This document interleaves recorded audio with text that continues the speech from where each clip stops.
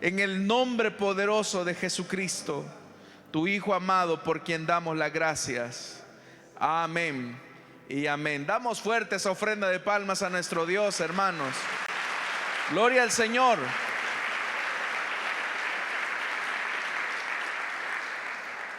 Vamos a ponernos en pie, hermanos, y vamos a abrir la Biblia en el último libro de la Escritura, el libro de Apocalipsis. Apocalipsis capítulo número 2, versículo número 8. Si lo tienen, dicen amén. Apocalipsis capítulo número 2, versículo número 8. La palabra de Dios nos dice: escribe al ángel de la iglesia de Esmirna. Esto dice el primero y el último, el que murió y volvió a vivir. Conozco tus sufrimientos y tu pobreza, sin embargo eres rico. Sé cómo te calumnian los que dicen ser judíos, pero que en realidad no son más que una sinagoga de Satanás. No tengas miedo de lo que estás por sufrir. Te advierto que a algunos de ustedes el diablo los meterá en la cárcel para ponerlos a prueba, y sufrirán persecución durante 10 días. Sé fiel hasta la muerte, y yo te daré la corona de la vida. El que tenga oídos, que oiga lo que el Espíritu dice a las iglesias. El que salga vencedor no sufrirá daño alguno de la segunda muerte. Hasta ahí dejamos la lectura, hermanos. Tengan la amabilidad de sentarse, por favor, esta noche.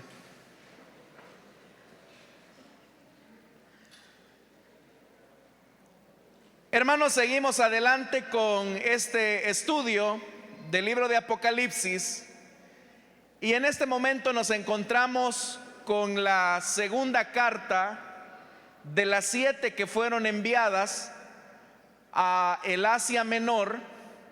Y en este momento, hermanos, se nos dice que ahora la carta va dirigida a la iglesia de Esmirna. En estudios anteriores yo les he mencionado que Éfeso era una de las ciudades más importantes de Asia Menor, y tenían en verdad mucha competencia con la ciudad de Pérgamo. Éfeso y Pérgamo eran ciudades que rivalizaban la una con la otra por temas económicos y políticos. Sin embargo, a fuerza de ser muy sinceros, de todas las ciudades de Asia Menor, la más hermosa en esa época era la ciudad de Esmirna. Se consideraba la ciudad más hermosa de Asia. Esta ciudad estaba ubicada entre el Golfo del Mar Egeo, y a diferencia de Éfeso, Esmirna tenía la cualidad de tener una excelente zona portuaria, lo que hacía que la economía fuera más dinámica en la ciudad de Esmirna. Esmirna se beneficiaba mucho de su ubicación, porque no solamente tenía una excelente zona portuaria, sino que también tenía una conexión de carreteras que los romanos habían hecho, que conectaban básicamente con toda Asia y con el Imperio Romano. Eso hacía que la ciudad de Esmirna fuera una ciudad rica en recursos, una ciudad que estaba diseñada para la expansión económica, una ciudad que también estaba floreciendo en su economía, pero también era una ciudad que estaba muy volcada al culto a el emperador. De hecho, que en Esmirna los esmirnianos tenían una profunda vocación al culto al emperador y al culto a Roma como ciudad. Solamente, hermanos, en la ciudad de Esmirna en la mayor cantidad de colinas que se extendían en su ciudad, habían diferentes templos como edificios públicos que estaban consagrados a la memoria de Roma.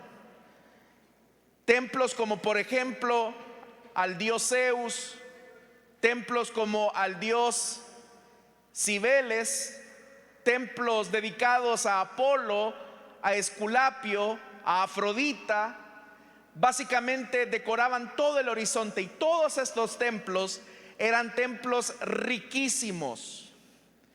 Por si eso fuera poco, ya le mencioné que había toda una ruta comercial establecida por grandes carreteras, pero había una calle principal, la calle principal de la ciudad se llamaba la calle de Oro, porque esta calle de Oro se conducía o conectaba con el puerto, y alrededor de esta calle había, hermanos, estaba bordeada totalmente de árboles, pero también estaba rodeada de una serie de infraestructura arquitectónica que para la época era muy avanzada. Pero en medio de esa ciudad tan hermosa, volcada al culto al emperador, en medio de esa ciudad riquísima y próspera, es que se ubica una iglesia, la iglesia de Esmirna. Pero la iglesia de Esmirna en realidad es una iglesia que contrasta con todo el paisaje antes descrito, porque la ciudad, ya le dije, era riquísima en recursos naturales, era riquísima en infraestructura, era riquísima en conexiones comerciales, era rica económicamente. Sus puertos, su zona portuaria le daba mucha ventaja sobre otras ciudades.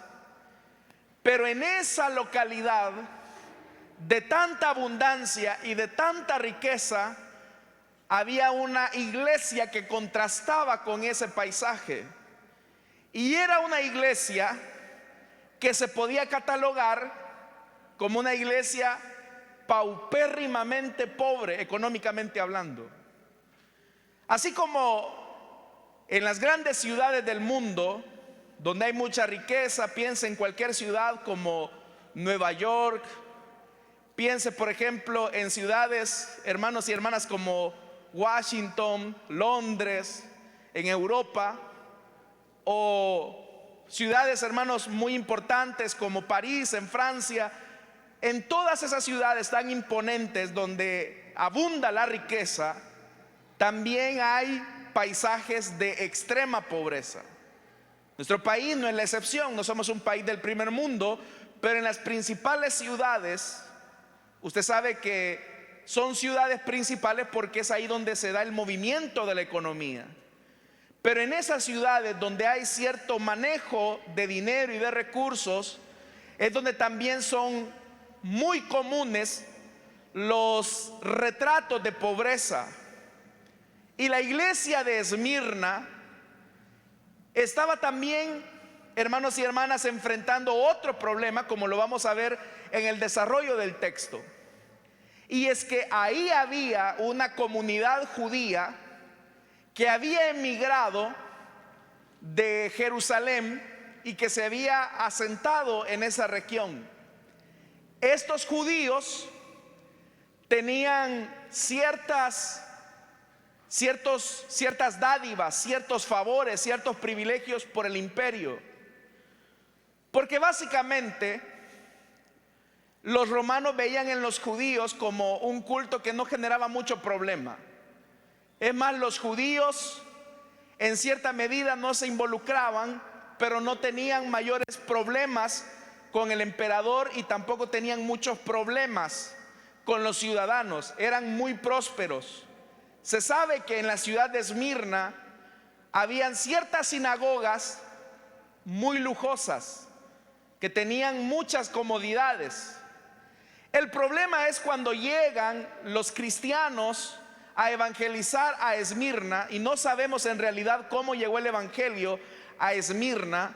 Lo único que sabemos es lo que se dice en el libro de Hechos, capítulo 19, versículo 10, cuando se dice que en ese periodo, cuando Pablo estaba predicando en Asia, dice que muchos escucharon el mensaje de salvación y la palabra del Señor corrió por toda Asia. Es lo único que sabemos.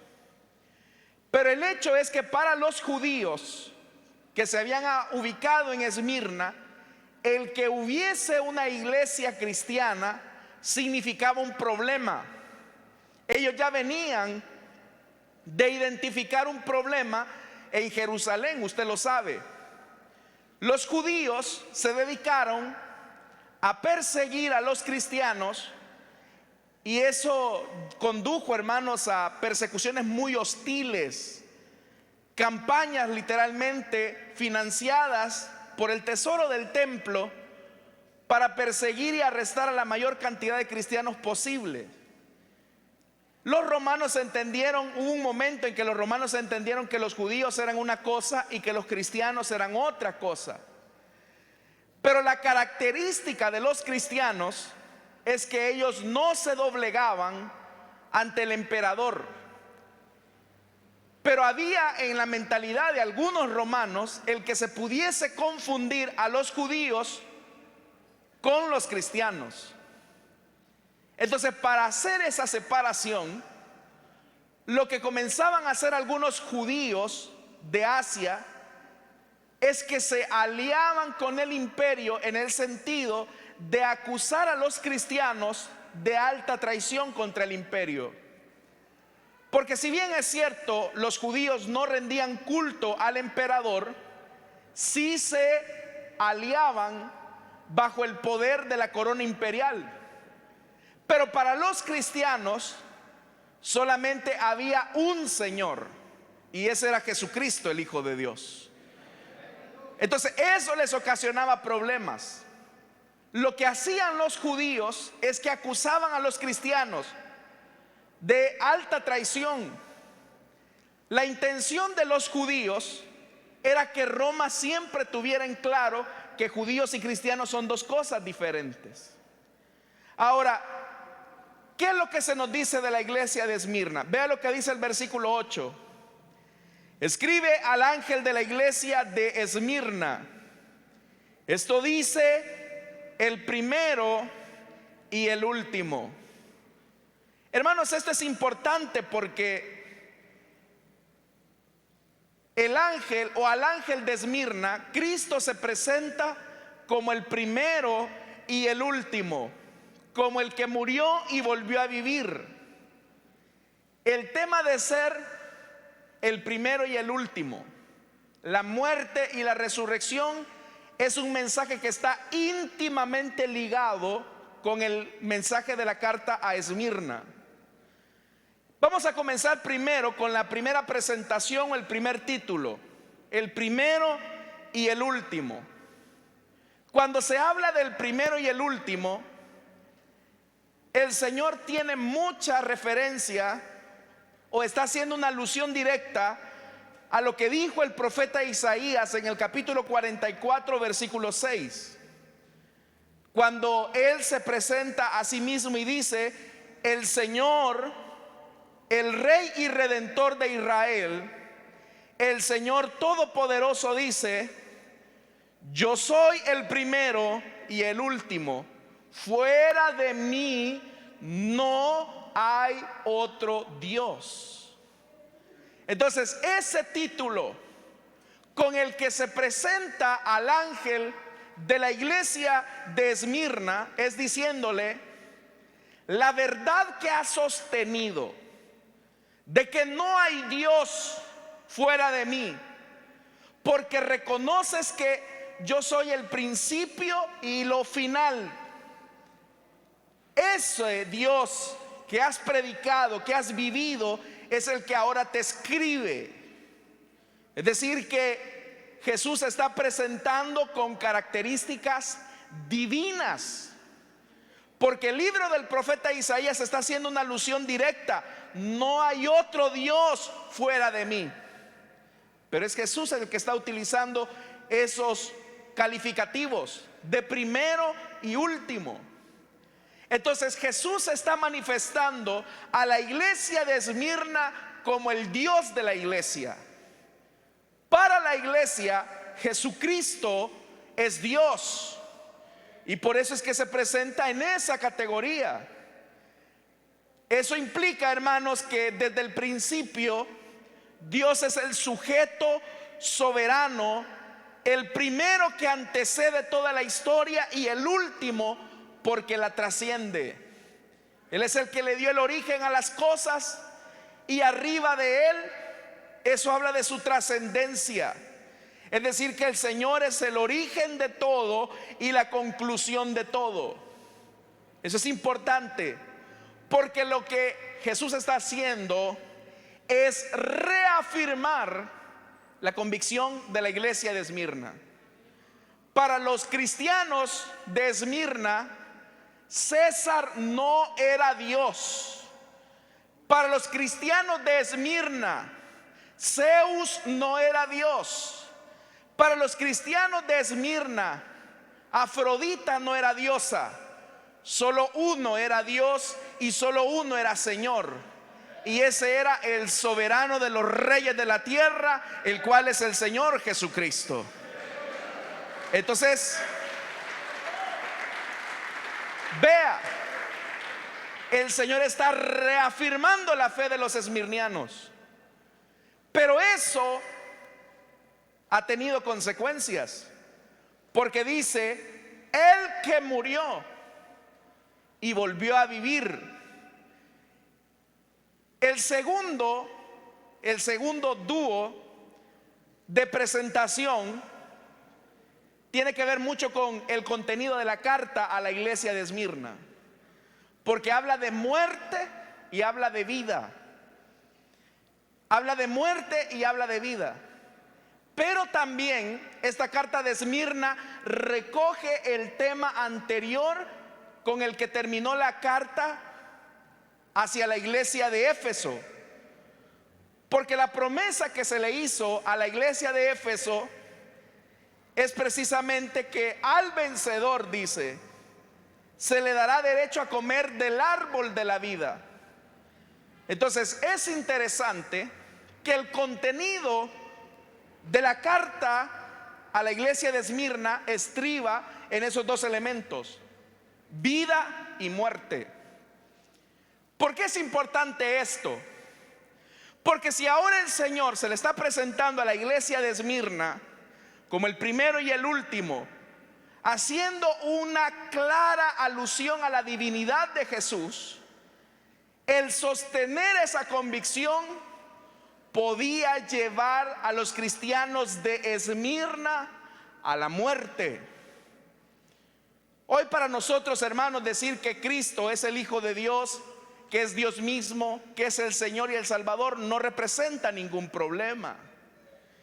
Pero para la iglesia del siglo primero, afirmar que Jesús es Dios suponía la muerte, suponía la persecución. Entonces lo que ahora el Señor les dice es: mira, yo soy el que murió, pero la muerte no puso fin a mi mensaje, porque siendo Dios, yo puse mi vida y la he vuelto a tomar. Es decir, que la muerte no se enseñorea de Jesús, porque Él es Dios. En tanto que los emperadores han muerto y de la muerte ninguno ha regresado, pero Jesús, el Hijo de Dios, ha muerto, pero ha resucitado al tercer día, venciendo a la muerte. Eso, hermanos, es esperanzador para la iglesia, porque le está diciendo: mira, iglesia de Esmirna, lo que has creído no es un cuento de ancianos, no es una fábula ni una leyenda, sino que es una vida, es una experiencia que tú tienes que vivir. Ahora vea, verso 9: conozco tus sufrimientos, y le dice, y tu pobreza. A eso me refería yo cuando les decía, hermanos, que el paisaje de la iglesia de Esmirna El paisaje de la ciudad de Esmirna más bien era de mucha riqueza, de mucha opulencia, de un culto dedicado al emperador. Pero en ese paisaje de abundancia había algo que no cuadraba con esa pintura. Y es una iglesia sufriente y sufre por sostener esta verdad, que Jesús es Dios.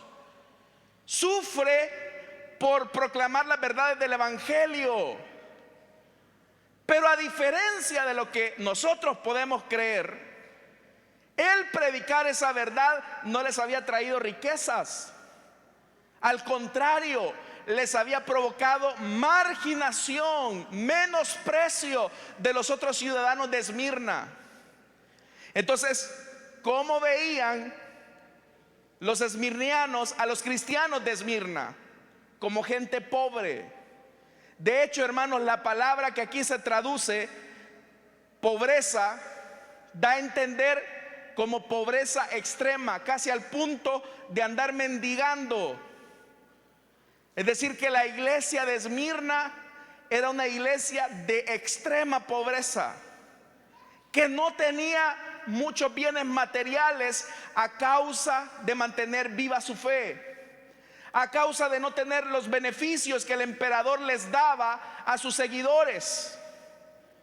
Pero a pesar de que esta iglesia, vista por los ojos de los hombres, era una iglesia paupérrimamente pobre, vista por los ojos de Dios, era una iglesia riquísima. Y eso es lo que dice: sin embargo, eres rico. Eres rico. La Biblia no dice en qué consistía. Vea esto. En la carta de Éfeso y en las otras cartas que vamos a ver, el Señor ha hecho una descripción de las cualidades de estas iglesias. Pero en el caso de la iglesia de Esmirna y del caso de la iglesia de Filadelfia, el Señor solo da aspectos positivos. Pero de la iglesia de Esmirna no se nos dice una cualidad específica. Pero esto llama la atención, porque cuando el Señor dice, sin embargo, eres rico, una cualidad de riqueza es que el que es rico no tiene falta de ningún bien. Obviamente que estas riquezas de las que el Señor habla son riquezas espirituales de la iglesia de Esmirna. La iglesia de Esmirna era rica en predicación. La iglesia de Esmirna era rica en palabra. La iglesia de Esmirna era rica en doctrina. La iglesia de Esmirna era rica en avivamiento, en dones sobrenaturales del Espíritu. Cualquier cualidad que podamos describir como positiva de una iglesia, la iglesia de Esmirna era una iglesia que abundaba en esos bienes espirituales.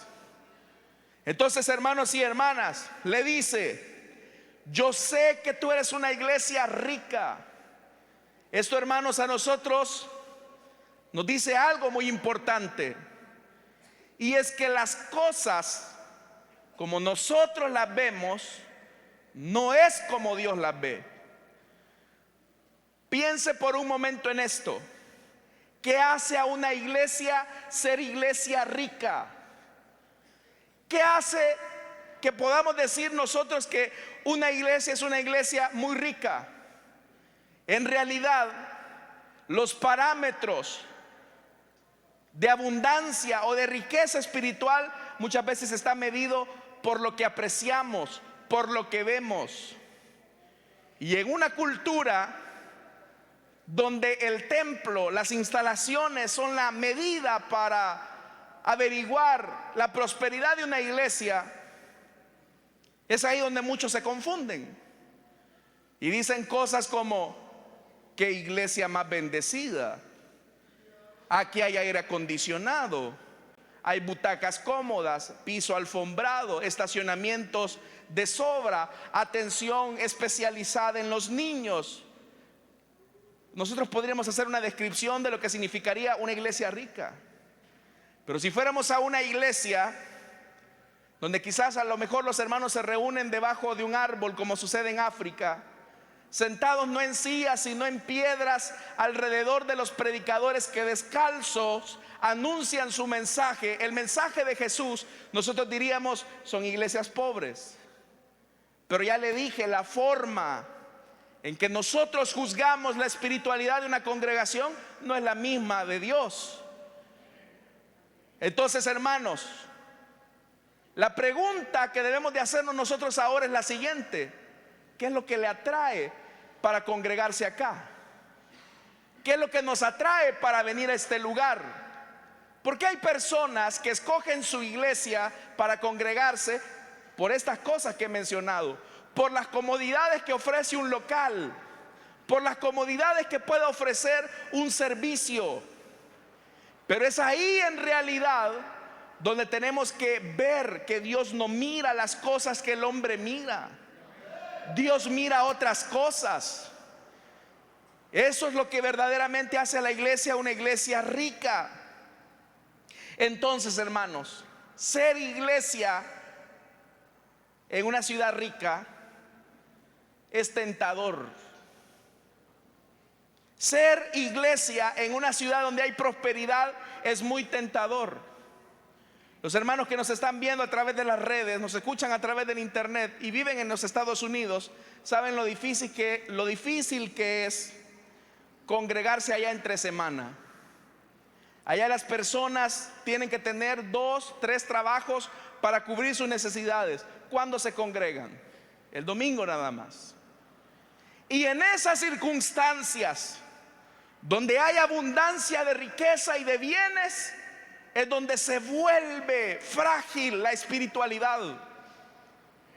Hermanos y hermanas, curiosamente, en los lugares donde hay pobreza es donde el evangelio ha florecido todavía más. ¿Cuál es la diferencia? La diferencia consiste en que en los países del primer mundo su Dios es el dinero, su Dios es el gobierno, su Dios es el seguro. Pero en nuestro caso, hermanos, donde no tenemos recursos económicos, materiales, ¿quién es nuestra única fuente de sostenimiento? El que hizo los cielos y la tierra, el que da de comer a las aves cada mañana. Entonces, eso nos enriquece. Pero vea lo que el Señor dice: sé cómo te calumnian los que dicen ser judíos, pero en realidad no son más que una sinagoga de Satanás. Como ya le dije, muy seguramente el Señor les está diciendo esto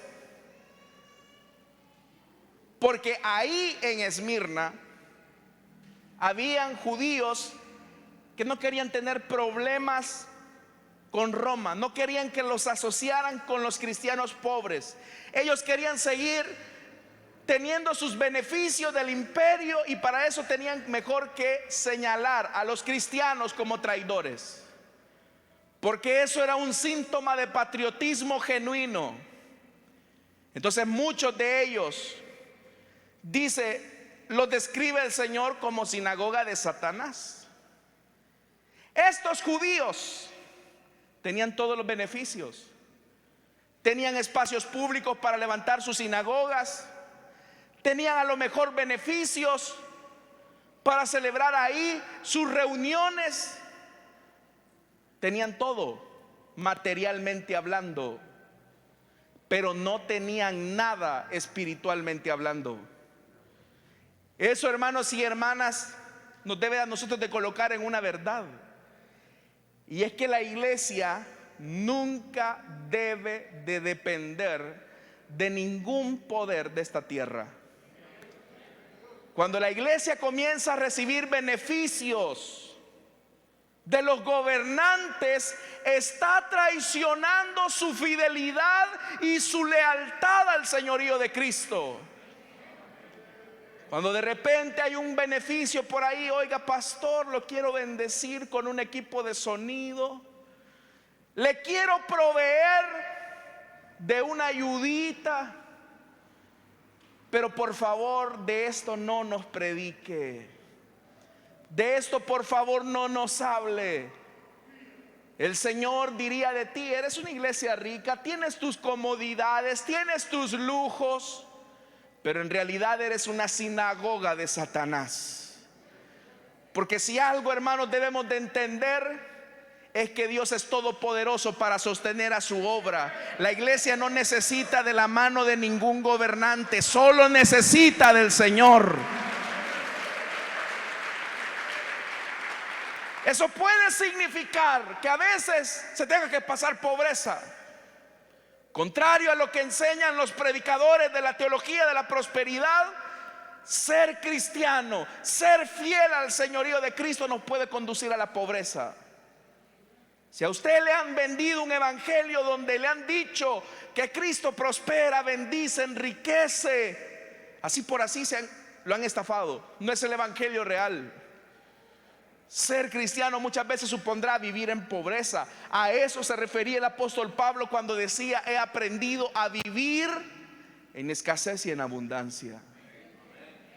Pero se aprende. Entonces vea cómo el Señor le dice a los que lo tienen todo materialmente: son sinagoga de Satanás. Y a los cristianos esmirnianos, que quizás se reunían debajo de un árbol, escondido quizás en las cunetas de la ciudad, les dice que son una iglesia rica, una iglesia enriquecida por Dios.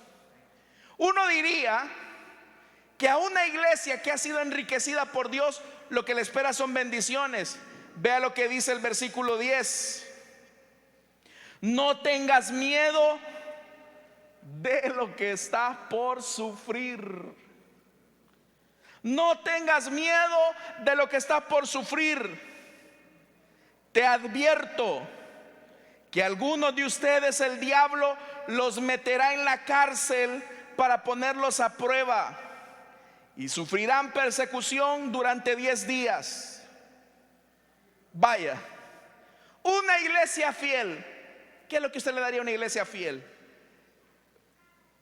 Dios quizás diría algo así como, o nosotros creeríamos que Dios diría algo como: por ser fiel, por ser rica, por ser fiel a mi causa, a mi nombre, te esperan bendiciones, te espera prosperidad, te espera salud. Uno nunca creería que a una iglesia con estas cualidades Dios le va a anticipar sufrimiento. Pero eso es lo que Dios está diciendo: prepárate, no tengas miedo por lo que vas a sufrir. Es una realidad que el sufrimiento es parte de la vida cristiana. El sufrimiento es parte de la vida cristiana. Tendremos que sufrir por nuestra fe. No me pregunte cómo, pero Dios nos pasará por ese lugar del sufrimiento. Y dice el Señor: te advierto que algunos de ustedes el diablo los meterá en la cárcel para ponerlos a prueba por 10 días. Se ha especulado mucho que si son 10 días literales o 10 días simbólicos. Usted lo puede interpretar como quiera. Lo que Dios está diciendo es que la prueba tiene un tiempo, y que después de ese tiempo viene la liberación. Entonces, si algo, hermanos, debemos de entender, es que independientemente si son 10 días literales o 10 días simbólicos, el número 10 en el Apocalipsis es un número de prueba. De hecho, que en la Biblia, por ejemplo, 10 fueron los días que los amigos de Daniel y Daniel fueron puestos a prueba. En Daniel capítulo 1, versículo del 12 al 14. O por ejemplo, la petición de la familia de Rebeca, para que Rebeca tuviera 10 días de pensar si se iba o no se iba con el criado de Abraham. Y se habla del número 10. Pero ya le dije, no es lo más importante. Lo importante es que la prueba es temporal. La prueba del sufrimiento por causa del evangelio es temporal. Eso nos describe, hermanos, que ser cristiano en la iglesia de Esmirna era muy peligroso y difícil, porque esa ciudad de Esmirna era un semillero de adoración al emperador, a Roma. Era una ciudad volcada a la idolatría. Se sabe, hermanos y hermanas, que en la ciudad de Esmirna un creyente llamado Policarpo de Esmirna fue ejecutado en esa ciudad. Era un anciano ya. Se sabe que fue sucesor de Juan de Patmos. Y este anciano, capturado por las autoridades de Roma, sus verdugos, al ver su ancianidad, tienen misericordia de él y le dicen: Policarpo, mira, nosotros no te queremos hacer daño, Policarpo. ¿Qué te cuesta rendirle culto al emperador? ¿Qué te cuesta decir que César es Señor, Policarpo? Y la respuesta de Policarpo es una respuesta que ha quedado en la historia de la fe cristiana. Porque aquellos verdugos le decían: oye, Policarpo, ¿qué hay de malo en decir que César es Señor y en sacrificar en ceremonias en honor a él? Fue el procónsul que trató de persuadir a este anciano.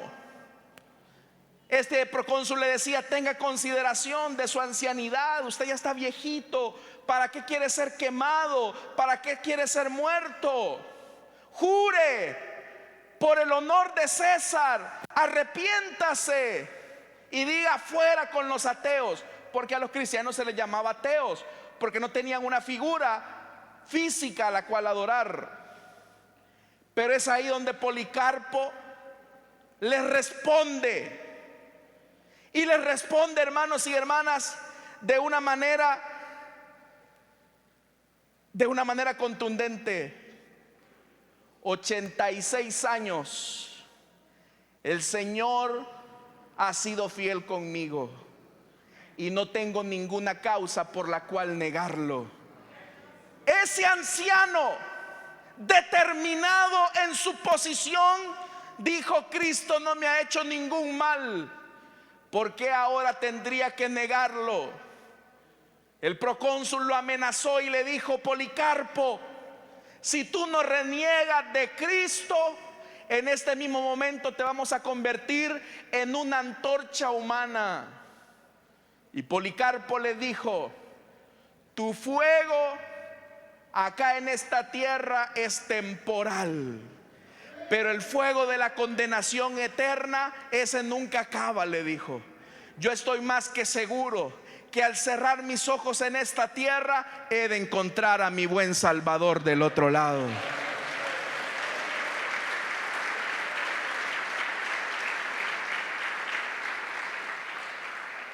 ¿Sabe? Eso que ahora el Señor le está diciendo a la iglesia de Esmirna, que van a sufrir, que van a tener prueba. Yo le dije que en la carta de Esmirna hay dos temas: el tema de la muerte y el tema de la vida. Por eso es que dice en la parte final del versículo 10: sé fiel hasta la muerte y yo te daré la corona de vida. Si con tu propia vida has de pagar, has de vivir las convicciones cristianas y eso te lleva al punto del martirio, Dios, que es bueno y misericordioso, en el momento de la prueba estará contigo.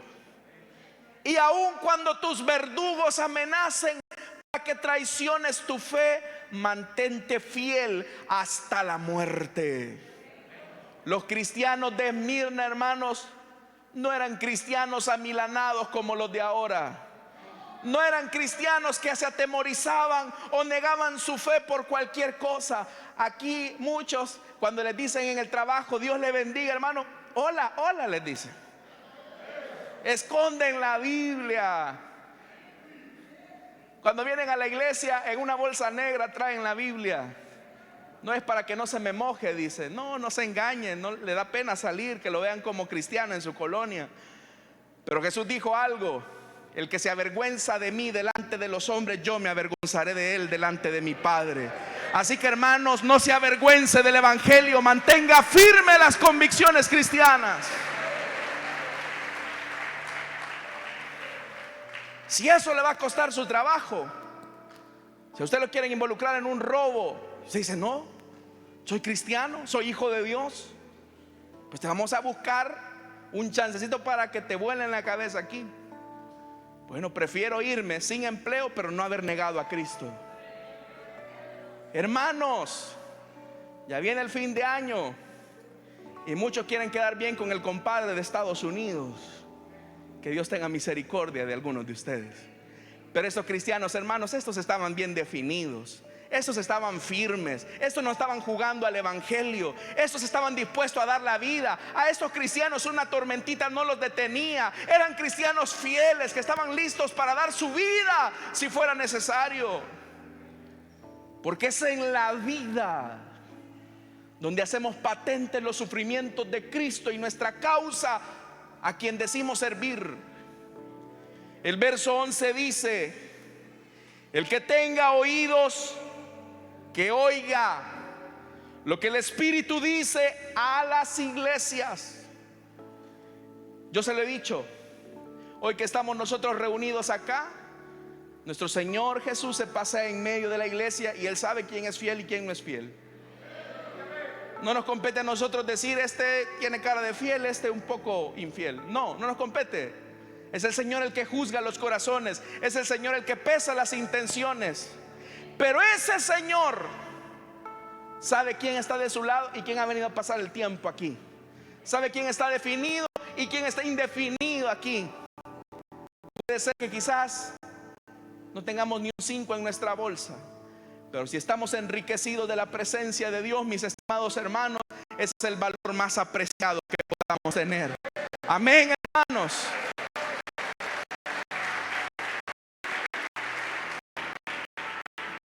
Vea, el que salga vencedor no sufrirá daño alguno de la segunda muerte. ¿Qué es la segunda muerte? Es la condenación eterna. Porque si hay alguien acá que por quedar bien con una persona niega a Cristo, téngalo por seguro que si no se arrepiente, mi estimado, la segunda será con usted. Lo que acabo de decir hace algún momento: el que se avergüenza de mí delante de los hombres, yo me avergonzaré delante de mi Padre y de sus santos ángeles. Por eso, hermanos, seamos cristianos en todo lugar, en nuestro trabajo, en nuestras relaciones familiares, con nuestros vecinos. Tengamos una convicción cristiana, que estemos dispuestos incluso a dar nuestra vida si fuera necesario. Porque los cristianos, como todos los seres humanos, hemos de morir una vez, pero la muerte segunda ya no tendrá señorío sobre nosotros, porque aquellos que son fieles al Señor han de gozar la vida eterna al lado de su Salvador. Esa es la esperanza cristiana. Así que, mis estimados, firmes, firmes, firmes es la orden. Si hay malos testimonios, déjelos. Usted marque la diferencia, sea distinto, sea distinto. Porque Cristo, hermanos y hermanas, dio su vida por nosotros. ¿Por qué nosotros no podemos dar nuestro tiempo, nuestras energías, nuestra vida misma por su causa? Así que el que tenga oídos para oír, que oiga lo que el Señor nos ha dicho esta noche, hermanos y hermanas. Amén. Vamos a cerrar nuestros ojos.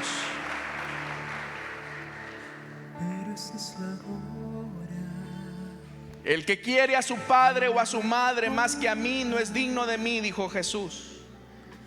El que quiere a su hijo o a su hija más que a mí no es digno de mí. El que no toma su cruz y me sigue no es digno de mí. El que se aferre a su propia vida la perderá, y el que renuncie a su propia vida por mi causa la encontrará.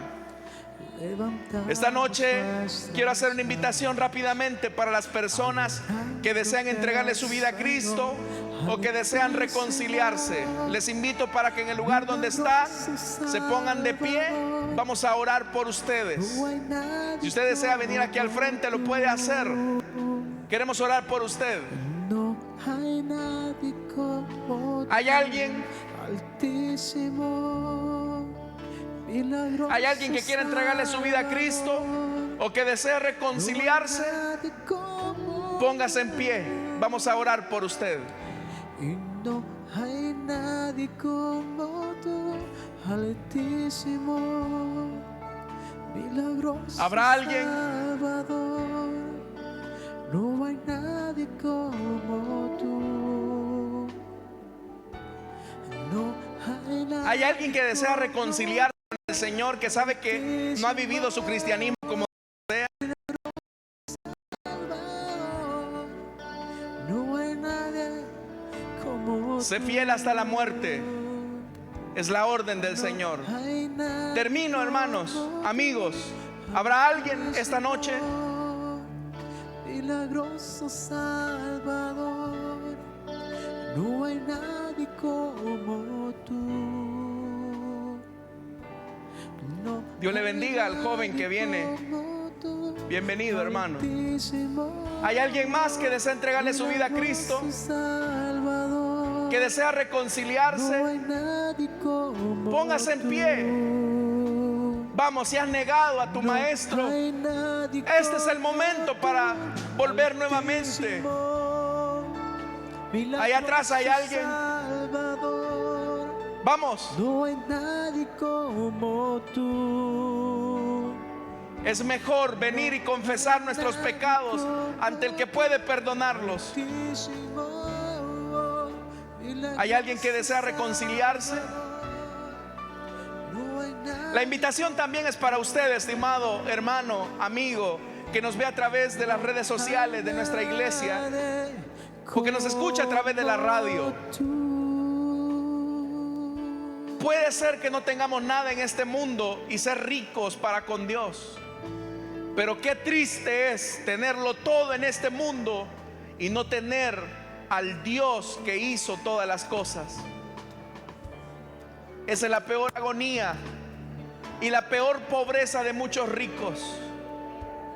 Pero ahora el Señor está listo para extender su mano de misericordia contigo, si tú aceptas su perdón. Padre que estás en los cielos, gracias te damos, Señor, por esta vida que ahora se rinde a ti. Quiero pedirte que tú le perdones de sus pecados. Lávale, Señor, en tu sangre. Limpia sus vestiduras en este momento. Quiero pedirte, Señor, que la vida que una vez diste esté ahora en él. Igualmente, Señor, te pido por los oyentes de la radio, los que nos ven a través de los medios de comunicación, para que nos ayudes, Señor, a ser fieles a ti hasta la muerte. Porque todas las cosas, Señor, todas las cosas de esta tierra son perecederas, pero la riqueza que viene de ti, esa perdura por la eternidad. A ti sea toda la gloria, hoy y siempre. Amén y amén.